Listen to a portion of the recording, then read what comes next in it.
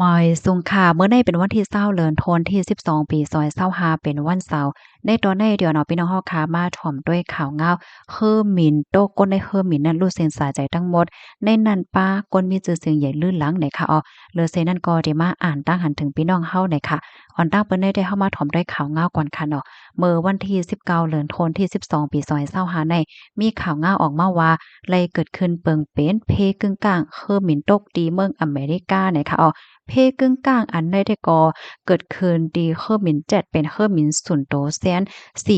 4550ค่ะตกลงมาเสียก็ไล่เกิดขึ้นเปิงเป็นไฟไหม้นะคะเอาลองได้ก่อเป็นกว่าดีกว้างเฮอร์มินสเตทวิวใจเมืองนอร์ทแคโรไลนาเป็นกว่าเมื่อเขียงเข้ายามกลางในลา10โมงปลาย15มินิเมื่อวันที่18ตีป่นมานั่นจำหนังข้าวยามในปืนตีเนี่ยค่ะ เฮ็ดให้มีคนรู้สึกสาใจเจ็ดก่อโคมป้าถึงก้นแข็งโลดค่ะเนาะจื้อเสียงใหญ่ลื่นหลังและดังแม่นางขาวอีกป้าลูกแทง2ก่อเนี่ยค่ะตั้งฝ่ายภูมิพลพ่อในพื้นที่เนี่ยก็เลยออกมายืนยันว่าก้นในคือหมิ่นตั้งเสียงทั้งหมดมี7ก่อนั้นรู้เสียงสาใจทั้งหมดเนี่ยค่ะเกี่ยวกับเลยลวงในอยู่ที่โครงการฝ่ายเฮอร์มิน FAA ในก็ทัดหาเงาหักโดนต่ออันที่เป็นเพศกึ่งกลางในปอกำในอยู่เนี่ยค่ะ ข้อมูลตอนในข่าวเฮาเนี่ยก็เลยปริมาที่ห้องการข่าว War Forum ออกไว้เนี่ยค่ะค่ะในก็ได้เลยว่าเป็นกวนสะเทค่ะนะมีเคอหมิ่นสุนโตในเนี่ยค่ะก็ได้เลยว่าเป็นเพศกึ่งกลางกว่านะคะเนาะ ลูกดีในเสียแลกับนายเฮาค่ะแต่ย้อนอ่อนเอาพี่น้องค่ะมาถ่อมด้วยในค่ะนะว่าพี่ๆน้องๆเฮาค่ะดีแลตั้งไหลต้องตั้งมาพองในค่ะเรามาอบโอ้กันว่าจังเหือจังหาพองในค่ะนะค่ะมาอ่านด้วยตั้งหันถึงอ่อนตั้งเปิ้นสุดๆค่ะเนาะมีปีเฮาค่ะก้อนหนึ่งค่ะจื้อได้ก็เตรียมไว้ตั้งฝ่ายแขนะคะเนาะเตรียมมาว่าสื่อข่าวใต้ออกข่าวจอยคอมเมนต์5ตอภัยยุ่มข่าวคอมเมนต์ก็เงอเหย้าในค่ะว่าเนาะ อ๋อค่ะอันแรกค่ะเฮาเนี่ยก็แปลกใจค่ะเนาะตีปีเฮาค่ะอันม่วนจั่งไหนเนี่ยนั่นค่ะน่ะเนาะอันแต่มันได้แหนมตีในหัวข้อข่าวนั้นค่ะเนาะก็เตรียมไว้กำเหลียวค่ะน่ะว่าสื่อคอมเมนต์ว่าสื่อคอมเมนต์ว่าเฮ็ดจั่งใดอันในปีเฮาค่ะปันตั้งหันถึงมาตีในตอนรายการที่ว่าสื่อคอมเมนต์ว่าศึกไทยลูดเซียนสายใจก่อยยาวหาเหงปายไหนนั่นค่ะอันแต่มันได้เยื่องอ่านที่อันค่ะมาเปิ้นแพ้ในน่ะคือพี่ๆน้องๆเฮาค่ะ ซัมปอเตจังและฮับโคตั้งสองปาสองฝ่ายค่ะเนาะว่าสื่อฝ่ายไทยคะลูว่าจังหือพวงสื่อฝ่ายเขมรคะลูซ้ำว่าจังหือพวงเฮ็ดจังได๋นั่นค่ะน่ะหนังหือเฮาค่ะเตจังฮู้เลยว่าฝ่ายนั้นว่าจังหือฝ่ายนี้ว่าจังหือไฮไลต์หันตั้งสองปาสองฝ่ายเนี่ยเสียก็มาเปิงแหน่กุ้ยแหน่ค่ะเนาะเฮแลข่าวเงาอันในคณะสื่อข่าวไทยหลายๆห้องการเปิ้นก็เอาเปิ้นแพร่ตั้งฝ่ายภาษาไทย ลูกกวัดนะคะหนังหือก้นเมืองไทยซัมปอเตจังและรับรู้ว่าตั้งฝ่ายคอมเมนต์นั่นเขาเปิ้นแพร่ข่าวเงาเกี่ยวกับลุยลวงลูดซุ่มตั้งฝ่ายไทยว่าหือว่าหาพวงเฮ็ดจั่งใดนะคะค่ะจึงหือก็ปันตั้งหันถึงมาไลอยู่นะคะเนาะยินหลีผมจมรับตอนตั้งหันถึงนะคะในตอนค่ะได้ก็ใครตึกส่วนว่าหมังปองหมังไหลการที่เฮาค่ะเปิดใจกว้างๆย่อก็ด้วยหลายปานหลายฝ่ายในเฮาค่ะก็เตตื้อหันแจงๆแล่งๆแลตื้อกว้างๆขวางๆมานั่นค่ะน่ะเนาะลองว่าเฮาคาได้ยุ่มห้ายุ่มห้าเนี่ยนั่นได้ก็มันก็อยู่ที่เฮาเก้เนี่ยค่ะเนาะอันใดกึ่งนิยมอันใดกึ่งนิยมเนี่ยก็อยู่ที่เฮาคาแทบตัดเก้เนี่ยค่ะเนาะในฐานะที่เฮาเป็นสื่อได้เฮาก็มาเบิ่งได้ว่าฝ่ายนั้นว่าหือฝ่ายนี้ว่าหือเฮ็ดให้นั่นน่ะเนาะอ๋อค่ะ มาแทงทหารถึงอันหนึ่งค่ะเปจ้าใจเฮาค่ะแต่มาโยว่าอันมีที่เมืองอเมริกันนั่นนะปอไข่อามกว่านะคะเนาะ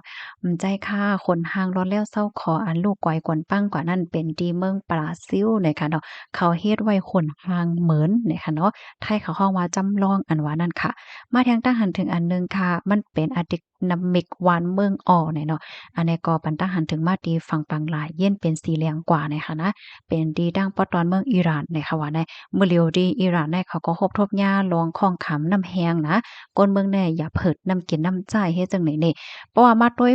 มื้อเหลียวในค่ะนะอันด้วยหลายวันหลายเมืองที่อันเปิ้นฮบทบหญ้าเนี่ยโอ้โฮข้าแน่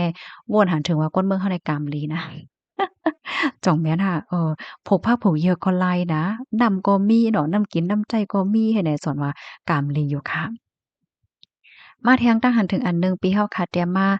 มีค่าออกขอหมายที่หาในทบอยู่ตัวเลียวโอ้โฮว่านั้นค่ะเนาะในกอปันตั้งหันถึงมาดินในตอน8ตั้งยามอันในว่าเป็นก้นหลงอายุใหญ่กว่าอำมีตั้งคู่เลยค่ะว่า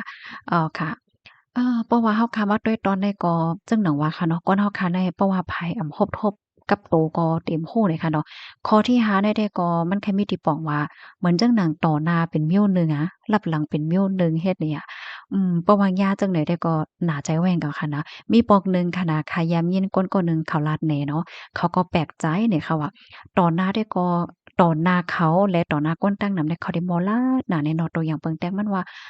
ก้นหนุ่มในหน้าโหลไลคัดจ้ายโหลไลเป็นมีน้ำกาดโหลไลเฮ็ดจั่งนั้นโหลไลเฮ็ดจั่งใดหมอลัดน่ะเนาะลัดลิ้นน่ะเฮ็ดจั่งใดวะนะอืมก้อยก็ว่าเผลอก้นหนุ่มก้นนั้นเขานี่ก็คัดใจแฮ้งน่ะขิงข้าวยามลือนั้นก็ขิงข้าวยามตั้นเขาก็ลือเนาะเขาก็คัดใจหาข้อมูลว่ากัวสำแสนเปิงให้ไหนเนาะคัดใจได้คัดใจว่าให้ไหนเอากว่าเอามาเนี่ยก็เหมือนห่างไทย แขนหรือลูกหลานมังเจ้อกว่าเนี่ยก็เฮ็ดให้น่าโลให้เอาก็ลองศึกซ้ำได้ก็แหลกหลายกว่านี่ค่ะว่านะมันได้เป็นมื้อนั้นห้ำโอ้นะเนี่ยก็มีคนไข้เนี่ยก็เนี่ยเขาก็แปลกใจเฮียงเนาะเนี่ยบ่ต่อหน้าได้ก็ว่าโลกัดแขนโลเฮ็ดนั้นหว่าเฮ็ดจังเนี่ยอาอบโอ้ลั่นในกันไล่ค่ะเนาะเบิ่งก่อนเนี่ยก็มีเจลให้ มาแทงค่ะตั้งหันถึงอันหนึ่งปีเฮาค่ะเตรียมมาสั่งเป็นโอดแต้อ่ำล่มค่ะโยก้อมกาแห้งลมโกยไหนแด่โยอ่ำใจโอดคากว่าโดยในมันโกงไว้ๆหลงนี่ค่ะว่าเนาะนั่นอย่าว่าหัวว่านะอันเป็นเจ้ามันแด่เขาลาดว่ามือก่อสร้างนั่นแต่เขาก็เอาตั้งโพโรงเรียนเขาได้นะมาทัดมาด้วยเฮ็ดไหนแฮ่ว่าไหนก้อยก็ว่า มันก่อมจังว่านะเหมือนจั่งก้นเฮ็ดก่อสร้างหมางก่อเนาะก่อมใจกูก่อของเขาตีอันเขาเอาไม้อันเปิ้นฮ้อว่าจั่งหือเครื่องโคอันแต้อันเข็มสุดมันมาเฮ็ดห้าแล้วจั่งใดก็ส่ำจังเป็นห้าในออเหมือนเหลียวในเปิ้นทางเทิมจั่งนั้นนะจั่งหือก็เปิ้นได้สืบทัดกว่าเฮ็ดจังเนี้ยเนาะมาอ่านเที่ยงตั้งหันถึงอันหนึ่งค่ะตอนได้ก็อบโอ้กันกำขนาดได้ย้อนหลังแค่พังอีกหนึ่งน่ะค่ะเมื่อใดก็ขว้างบัดอิ้นค่ะเนาะข่าวเงาค่ะป้นน้ำน่ะค่ะเนาะ มาอ่านแทงตาหันถึงอันหนึ่งค่ะไพ่ไม้อันว่าในมันอ่ำใจจือก้นก้อยกะว่ามันหมายถึงสภาวะโดนใจก้นก่อนหนึ่งก้อยค่ะอ๋อว่านั้นค่ะเนาะลึกๆส่ำไรใจจืออันไหนเนี่ยค่ะเย้าเล่นค่ะมาแทงค่ะก็อันตั้นไรถ่วมกูโหแต่ป้อมมิวว่าไรสติกว่าในจึงมันเต็ไรนำเลอเสเปิ้นเย้าอ้อนนั่นเนี่ยเนาะใจเด้ค่ะการที่เฮาคาไรใจถ่วมเย้าก็ถ่อมเย้าถ่อมเทียงเนี่ยมันก็ลีนะค่ะนะแฮ้งเนี่ยค่ะได้ย้อนไขได้เป็นพี่น้องค่ะอีกหนึ่งเนาะมีผู้ค้นคว้ามีผู้ค้นคว้าก้อนหนึ่งเนี่ยโอ้โฮเขาเนี่ยค่ะนะ เพราะว่าเขาได้ค้นคว้าเกี่ยวกับเรื่องรองอ่าภาคนอกเนี่ยค่ะเนาะเขาค้นคว้าแน่ค้นคว้าแต่ค้นคว้าว่าค่ะนะตัวอย่างเปิงแต๊กมันเนี่ยพอเขามาถามเฮาว่าภาคนอกได้